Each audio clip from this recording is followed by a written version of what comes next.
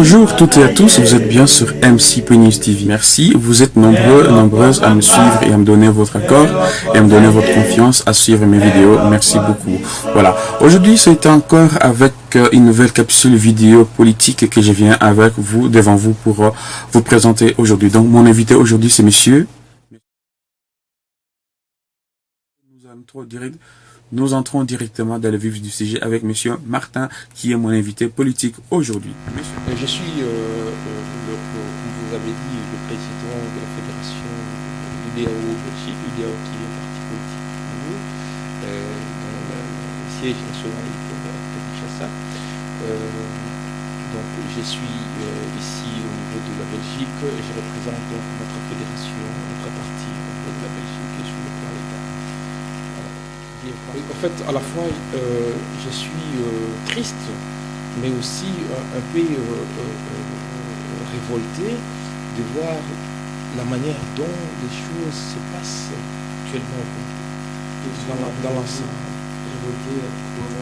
Révolté parce que d'abord, il y a eu plusieurs lectures sur le fait de processus électoral, mais aussi quand on regarde aujourd'hui les genres d'antivalaires qui est à Kinshasa, le genre de l'impudicité politique entre les différents partis politiques, mais aussi au niveau des gens qui adhèrent au niveau du parti et qui est candidat par exemple à un parti politique ou plateforme politique.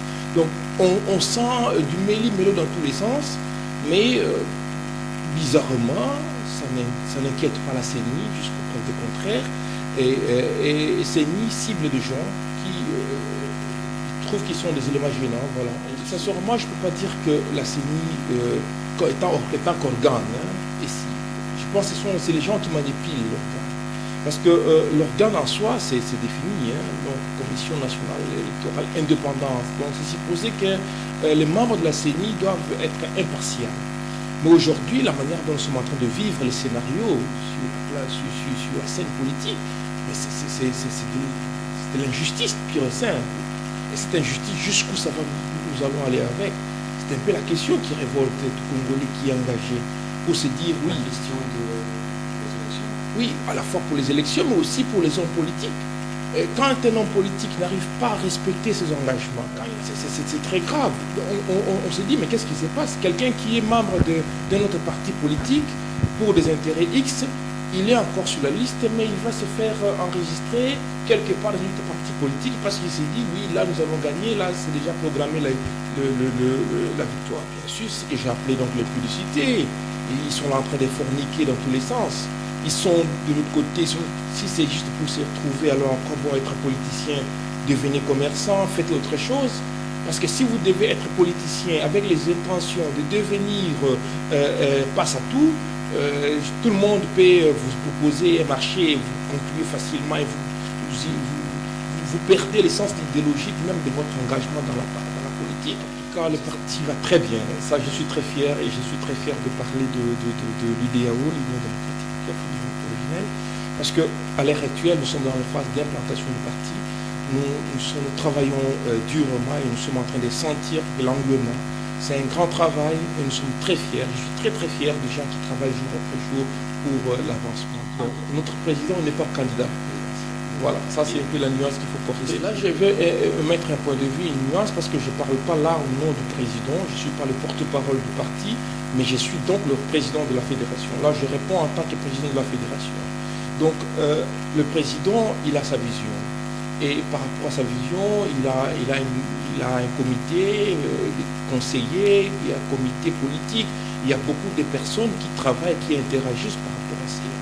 Donc, à la situation actuelle, je ne peux pas parler à son nom, comme je viens de le dire, mais néanmoins, si moi, qui est membre du parti, je déplore ce comportement, je pense que nous aussi, nous devons déplorer ce comportement parce que nous partageons l'idéologie qui est le développement du Congo, de progressistes, mais aussi vous savez, le Congo, nous avons eu plusieurs régions. D'abord, nous avons l'essai électoral, nous avons eu la loi électorale avec toutes les modifications qui ont été portées. Je vais répondre ça autrement. On ne peut pas se lancer juste d'emblée pour se dire oui, on va les gagner. Non. Un homme politique, c'est quelqu'un qui envisage et analyse les événements. Un homme politique, c'est lui qui prévoit et qui sait contrôler les signes de temps. Il sait à quel moment il va poser les pieds. Et les signes de temps ne montrent pas que vous étiez peut-être favori. En tout cas, à l'heure actuelle, nous avons préféré travailler avec ensemble. Nous soutenons la candidature du président jusqu'à présent parce qu'il a déclaré lui-même, il a fait connaître lui-même qu'il continuera aussi longtemps que les procédures normales pour pouvoir lui remettre dans les droits en tant que candidat à la présidence de la magistrature suprême, il est encore en course. Donc nous soutenons sa candidature. Nous travaillons pour qu'il puisse être inclus dans le processus électoral, exactement, pour voir comment la médiocrité règne au Congo. Quelqu'un qui vous êtes en train de chercher avec toutes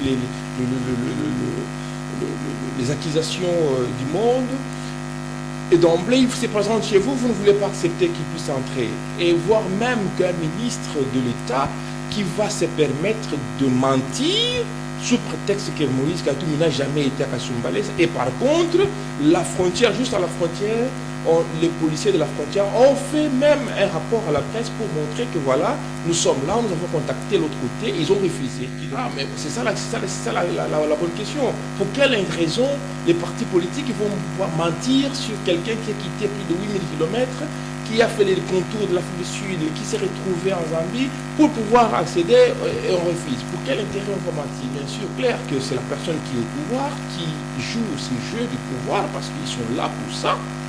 C'est pas aujourd'hui que même la mère Mende, excusez-moi, a menti. Et tout le monde le sait. Vous savez, d'abord, la justice était inféodée. La justice, il y a déjà la main du pouvoir dans la justice. Nous avons vu comment ils ont manipulé la situation du président de MSC, Jean-Pierre Mbemba. Donc, on ne peut pas espérer quelque chose de concret à la justice congolaise actuellement. Parce que c'est l'injustice pure et simple. Toutefois, nous sommes en train de suivre les procédures normales. Parce qu'à défaut d'être traité qu'on n'a pas introduit des requêtes, mieux vaut introduire des requêtes. Mieux vaut suivre la procédure et ils nous répondent. Mais la situation, depuis qu'on a introduit jusqu'à aujourd'hui, Alexis Tamboumamba, qui a parlé, qui a fait une citation qu'ils vont traiter ces dossiers-là au mois de mars ou avril 2019, ça veut dire qu'ils n'ont pas la volonté de pouvoir passer l'action, passer à l'action de la requête. Donc c'est clair. Ça c'est aussi la preuve, une des preuves parmi tant d'autres qui montrent que le pays n'est pas totalement dirigé. Le pays est entre les mains de gens qui sont vraiment incompétents. Parce que comment vous pouvez accepter que des maisons de gens brûlent comme ça d'emblée sans créer une commission d'enquête? On n'en parle pas. On n'en parle pas de commission d'enquête, mais ce qu'on pense, c'est de chercher comment soutenir ces gens-là. J'ai vu Moïse, comment il s'appelle encore, le gouverneur de province, je vois avec sa femme qui sont en train de faire des dons. Mais attends, votre femme, elle a eu l'argent où pour faire des dons? Elle ne croyait pas qu'il a fait un bon geste pour sa population. Non, mais ça, ce sont des campagnes électorales, ça c'est n'importe quoi. Ces gens-là, Moïse Katumbi, il a envoyé plus de 100 000 $. Et vous l'avez vu c'est entre les mains des services caritatifs. C'est eux qui sont responsables de pouvoir gérer ça. Quand vous donnez quelqu'un à manger, les Chinois ont dit apprends-moi à pêcher au lieu de me donner du pain ou du poisson. Quand vous donnez quelqu'un, à tout ce temps qu'il est au pouvoir là-bas, tout ce temps qu'il est gouverneur, il attendait que l'action là puisse se passer pour qu'il puisse venir donner. Non, ne donnez pas l'argent, ne donnez pas ces histoires. Les gens n'ont pas besoin de ça. Les gens, ils ont besoin de trouver les causes de ce qui s'est passé. Pourquoi leur maison est faite? Est-ce que vous avez des experts pour faire accompagner ces gens d'enquête? Mais c'est ce que je suis en train de dire. Un pays qui est mal organisé, qui est mal dirigé, un État qui n'existe pas, mais ce sont les choses comme ça. Parce que je m'imagine, moi, chez moi, ici en Belgique ou en France, s'il y a le feu, il y a incendie, les pompiers vont venir, les pompiers vont maîtriser le feu, mais l'assurance va faire l'enquête. Et si on trouve que la situation dépasse les compétences de l'assurance, les assureurs, ils vont donc indexer les experts dans la justice qui vont maintenant mener des enquêtes pour pouvoir trouver la cause. Une fois qu'ils savent la cause, ils savent déterminer comment, qu'est-ce qui s'est passé et quoi. Et donc, vous voulez dire aujourd'hui qu'on voit un gouvernement dans sa province qui ne peut pas intervenir comme on fait maintenant Toro, il ne peut pas, même si, soi-disant, en élection, en période de campagne, il ne peut pas venir avec des dons ici. En fait, il peut faire les dons de charité, la charité, oui, il peut le faire. Mais le faire au moment où les gens souffrent, sous prétexte, et faire surtout des audios et des vidéos, faire prouver les gens que votre femme est la mère Teresa, ça on ne supporte pas. S'il ne le fait pas, on dirait des cas au sens qu'il a fait, on dit qu'il fait le monde. Mais pourquoi il n'a pas fait que le gouvernement a fait ça? Il a fait ça sur nos propres. C'est parce que le gouverneur, Non. je ne demande pas, mais je pense qu'il fait parce que le gouverneur, il est responsable de... Oui, mais il est gouverneur, mais il faut le faire au nom du gouvernement. Parce que vous êtes qu'un pion qui fait marcher la machine. Faites ça au nom du gouvernement. Parce que l'argent que vous avez fait sortir, est-ce que c'était dans votre poche personnelle ou c'était dans la caisse de l'État? Si c'est bien l'argent de l'État, alors il faut présenter ça au nom du gouvernement, pas au nom personnel. Envoyez votre femme. Quand vous envoyez votre femme, vous voir les pauvres dames qui sont là en train de plairer leur bien, leur maison, leur avoir. Ça s'est moqué quelque part aussi de ce genre-là. Nous rejetons. Moi, je rejette aussi, comme au niveau du parti. Nous considérons d'abord que la machine, c'est la programmation. Et quand on parle programmation, on peut en amont prévoir. Une fois on a déjà programmé, la somme de tout ce qui peut suivre après sera écrasée. Ce qui veut dire déjà qu'à l'heure actuelle, les élections, comme nous sommes en train de partir, on connaît déjà les résultats. C'est la population qui va donc mettre les choix de qui va appartenir, qui va nous diriger par rapport à quel programme. On ne va pas venir comme ça avec, comme nous sommes en train de vivre. Vous imaginez, dans le plateforme comme FCC, ou PPRD, ou majorité, alliance de majorité présidentielle, comme ça a été avant, tous ces gens qui sont là, ils n'ont pas débattu sur qui peut être réellement le dauphin.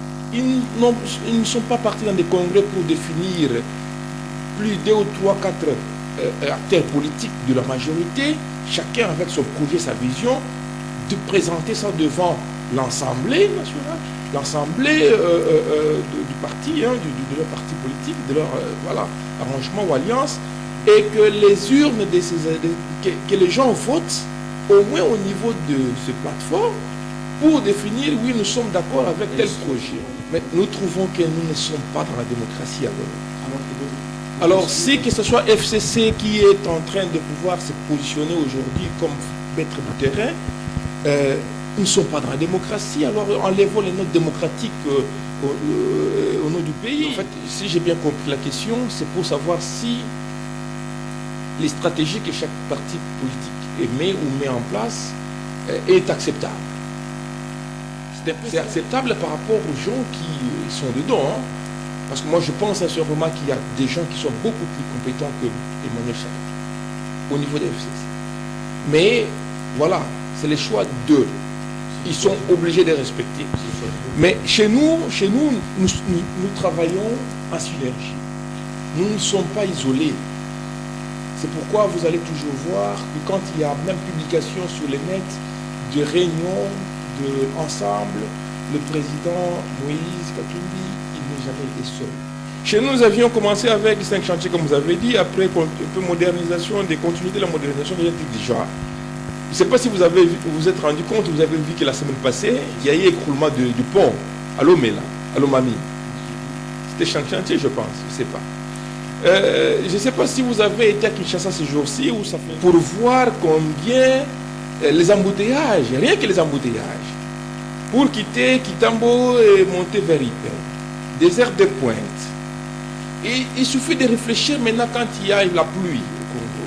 Les gens ne préfèrent même pas aller au travail parce qu'il y a la pluie. Ça, c'est quelle notion? Bon, allons-y sur les autres aspects. La vie sociale. Si aujourd'hui, les hommes, le parent, le père, on a enlevé la sens de responsabilité chez lui, on l'a donné cette sens de responsabilité à sa fille qui va sortir pour se prostituer et les soirs le ramener à manger.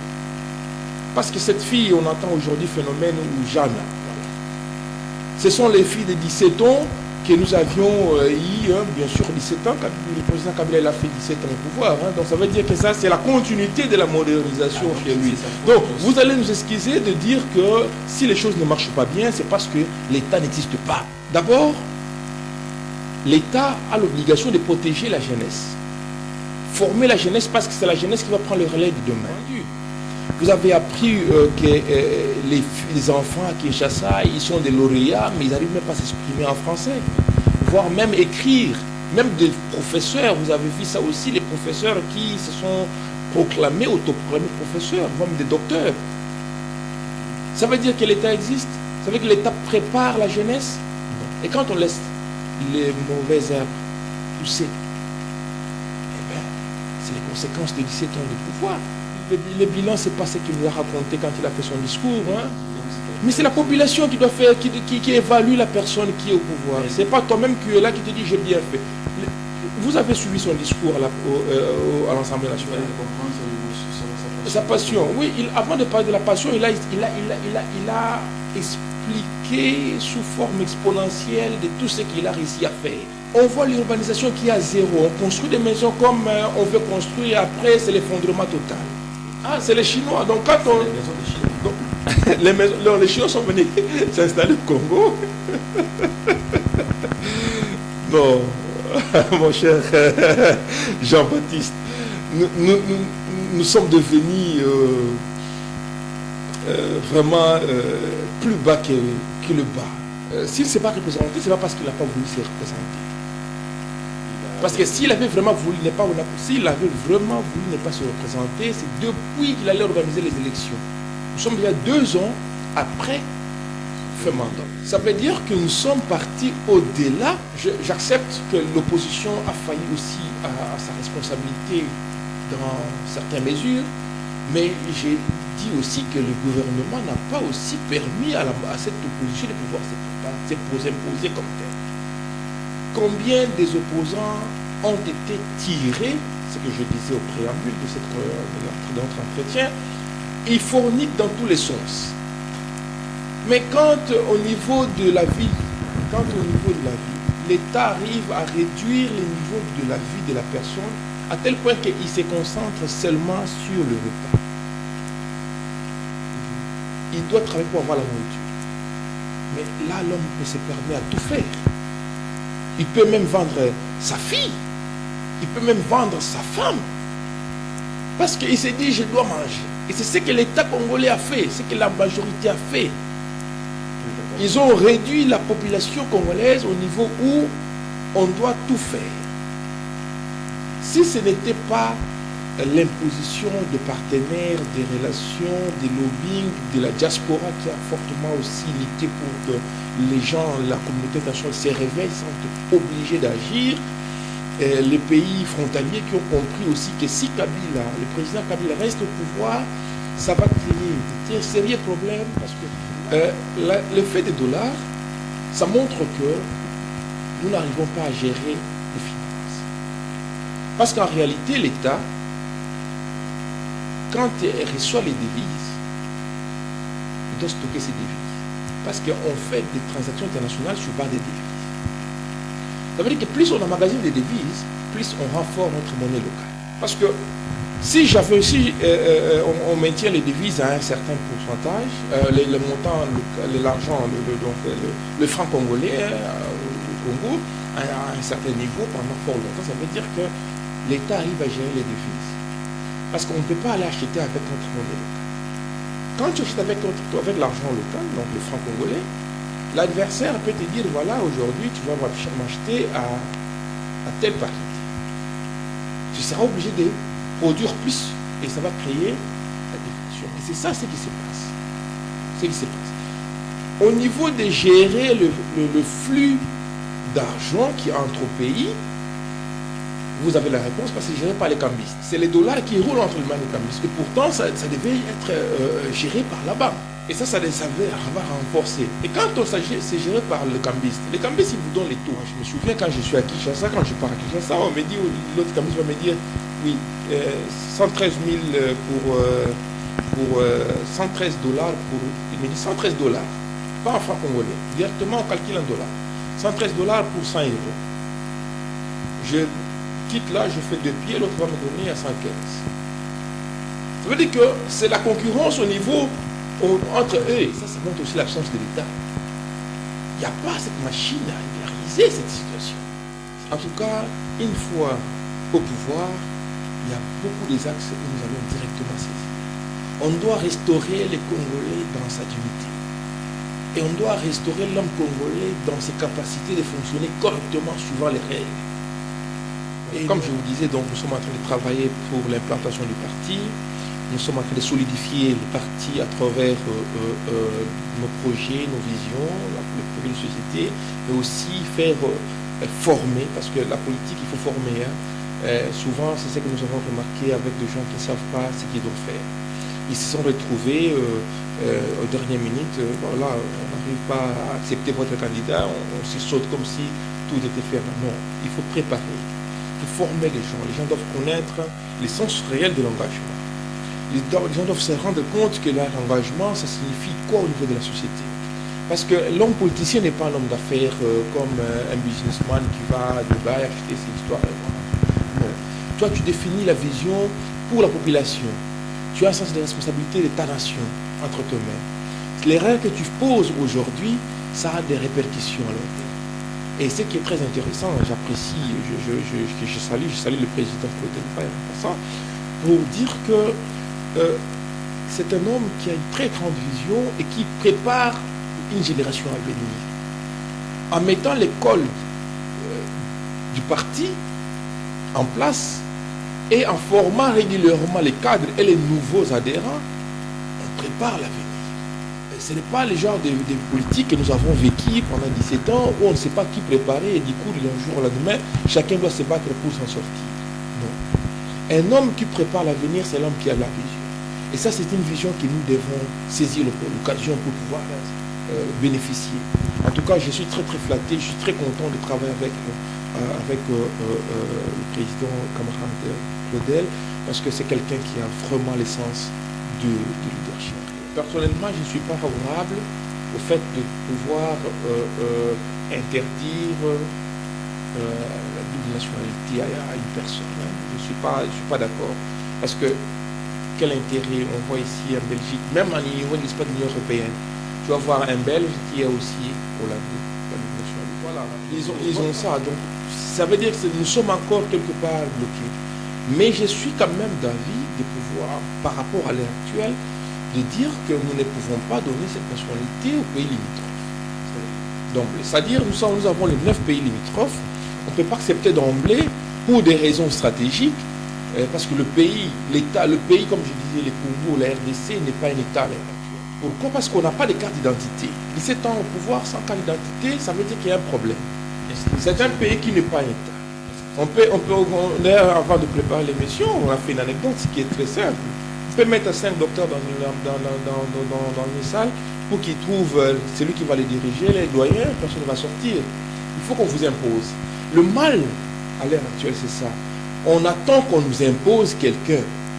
Et je regrette encore, j'ouvre la parenthèse rapidement que je vais fermer, pour lancer un mot à l'ensemble de l'opposition aujourd'hui. L'opposition aujourd'hui, ils attendent que la majorité agisse pour qu'on puisse répliquer. Erreur capitale. Parce que ça veut dire que vous n'avez pas de projet. Vous n'êtes pas unis. Chacun est sur ses gardes. Il n'y a pas de confiance. Voilà. C'est ce qui entraîne que voilà, tout le monde fait tout ce qu'il peut faire. On tire l'opposition, majorité, opposition, parce que le corpus même de la majorité à l'époque après les élections, aujourd'hui, on voit la majorité, c'est une partie de l'opposition qui est dedans. Mais est-ce que c'est encore la majorité comme on ne sait pas. Donc, c'est pour ainsi dire que voilà, l'opposition doit réfléchir sur les compromis raisonnables. Il faut partir sur des principes de confiance. C'est très important. Et il faut aussi démontrer que dans la démocratie, nous sommes prêts à pouvoir faire des compromis et répondre aux conflits d'intérêts en passant au-dessus de soi-même, c'est-à-dire en visant les intérêts des nations. Martin, il est le président interfédéral de l'UEDEAO Belgique à l'étranger. Donc, merci. Suivez cette présentation de Monsieur Martin depuis Bruxelles. D'abord, en fait, c'est tellement vaste, c'est parce que je dois commencer à énumérer chaque chapitre du programme. On est parti jusqu'à demain. D'abord, c'est le rétablissement de l'État. Le rétablissement de l'État de droit et la séparation des pouvoirs. L'exécutif doit être indépendant du législatif, ainsi de suite. Donc, ça doit être, c'est d'office les priorités du parti. Et c'est inclus dans notre vision, dans notre projet de société. À part ça, il y a des besoins qui ne sont pas discutables. La sécurité de la population congolaise et le rétablissement de ce quartier dans sa situation en tant qu'homme qui mérite considération, respect et développement. Nous ciblons le secteur de l'environnement, nous ciblons l'énergie renouvelable en terre.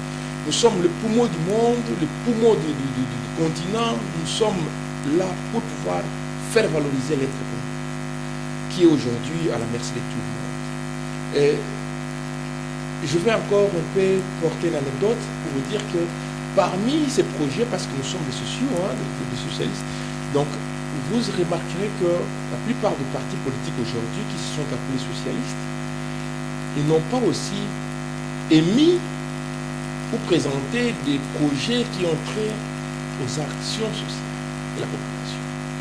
La plupart, Palou par exemple, qui se déclare souvent parti progressiste socialiste, ils ont été au pouvoir, mais on n'a pas vu le changement au niveau social. Ça veut dire qu'il y a un faille. Et nous avons une réponse. Cette réponse, je demanderai à ceux qui nous aiment, ceux qui aimeraient adhérer, parce que le parti est là, et les portes sont ouvertes à tout le monde, qu'ils n'hésitent pas à venir adhérer.